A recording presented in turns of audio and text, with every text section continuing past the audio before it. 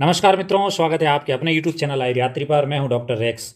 मित्रों, national Ayush mission की जो चॉइस फिलिंग है वो अभी है, वो चल रही है। 17 तारीख से उन्होंने डेट दी थी चॉइस फिलिंग की, लेकिन अभी आज 16 अगस्त की शाम को आयुर्वेद विभाग की वेबसाइट के ऊपर क्या है कि ज्वाइनिंग के संबंधित आदेश जारी हो चुके हैं नेशनल आयुष मिशन की पोस्टिंग के।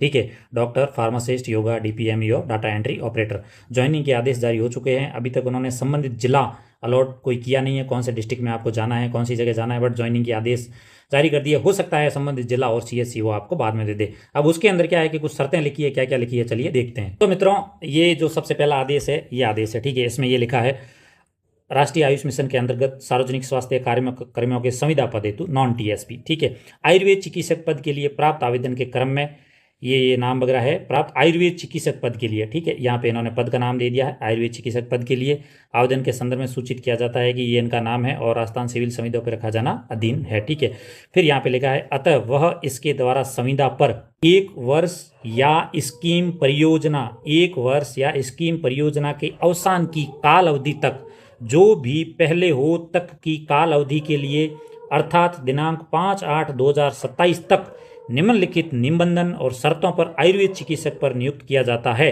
साथियों, इस चीज़ के बारे में मैं आपको बता दूं, इन्होंने क्लियर लिखा है कि आपको 1 साल तक या परियोजना के अवसान, मतलब अवसान की काल अवधि, मतलब परियोजना क्या है कि बंद कब होगी, ठीक है ना, जब बंद होगी उसकी काल अवधि तक जो भी पहले हो, मतलब जो भी पहले होगा अर्थात दिनांक 15/8/2027 तक। इसमें आपको कंफ्यूजन नहीं होना है, इन्होंने ये ऐसे लिखा है कि 15/8/2027 तक तो आपको रखेंगे ही, 15/8/2027 तक तो आप तो रखेंगे ही। उसके बाद अगर प्रोग्राम आगे हो गया तो रखेंगे, नहीं तो 1 साल के बाद आपको विदाई दे देंगे। अब शर्तें क्या वो देखते हैं हम।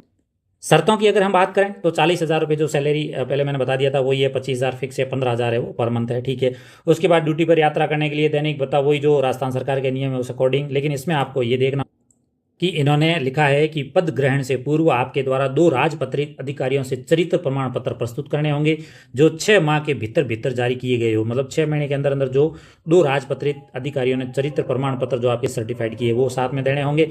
उसके बाद आपको यहाँ पे लिखा है कि CMHO के द्वारा जारी किए गए चिकित्सकीय योग्यता प्रमाण पत्र प्रस्तुत करना होगा, मतलब आपका जो मेडिकल सर्टिफिकेट है वो आपको प्रस्तुत करना होगा। उसके साथ में आपको जो भी एजुकेशनल क्वालिफिकेशन, जाति या अनुभव प्रमाण पत्र है, जो भी प्रतियां हैं वो मूल प्रस्तुत किए जाएंगे, मतलब सारे डॉक्यूमेंट्स है वो प्रस्तुत करने होंगे, ये भी लिखा है। फिर इन्होंने साथ में मित्रों ये भी लिख रखा है, छठे पॉइंट में आप देख पा रहे हो, संविदात्मक नियुक्ति की काल अवधि के दौरान वह कोई अन्य समनुदेशन नहीं लेंगे। इनका मतलब ये है कोई और असाइनमेंट आप नहीं करोगे, साथ में कोई और काम है या नौकरी है वो आप नहीं करोगे, इनका कहने का मतलब ये है।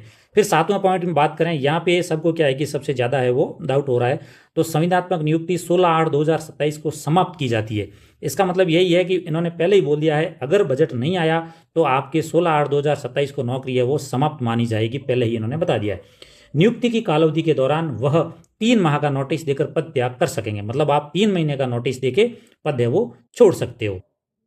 फिर मित्रों हम 8वें पॉइंट की बात करें कि उपरोक्त निबंधन, 7वें की बात करें, नियुक्ति प्राधिकारी भी उसकी नियुक्ति 3 माह का नोटिस या उसका वेतन देकर समाप्त करने में सक्षम है। इसका मतलब ये है जो आयुर्वेद डिपार्टमेंट आपको लगा रहा है ये आपको या तो 3 महीने का नोटिस दे सकते हैं या आपका जो भी वेतन है 3 महीने का वो आपको देके आपको निकाल सकते हैं। ठीक है, फिर लास्ट 9वां पॉइंट देखें, यदि उपरोक्त निबंधन और शर्तें यही है तो पद स्थापन स्थान आवंटित होने पर संबंधित जिले के DD विभाग, मतलब DD ऑफिस में 31 अगस्त से पूर्व ड्यूटी के लिए रिपोर्ट कर सकेंगे।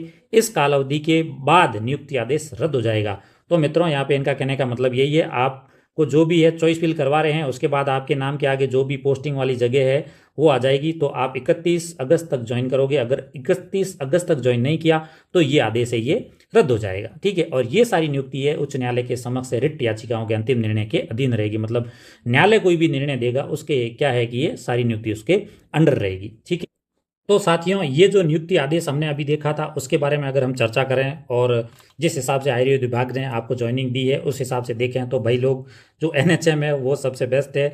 जिनका NHM हो रहा है भाई NHM ही ज्वाइन करना, जो मैंने पहले ही बताया था, जो स्टेबिलिटी है वो NHM में ही रहने वाली है, कोई टेंशन नहीं होने वाली है भाई लोग। ये क्या है, पब्लिक हेल्थ प्रोग्राम है भाई पब्लिक हेल्थ है, समस्याएं वो कभी खत्म नहीं होती है, वो हमेशा ही रहती है, बीमारियां आती है, टीके लगते ही लगते हैं।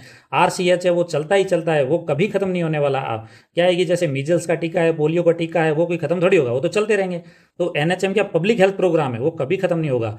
लेकिन जो NAM की बात कर रहे हैं, तो अभी सरकार ने लिमिटेड जिले और लिमिटेड CSC के ऊपर चलाया है, तो इसके बारे में हमें भविष्य में कुछ कह नहीं सकते, स्टेबिलिटी की बात हम नहीं कर सकते।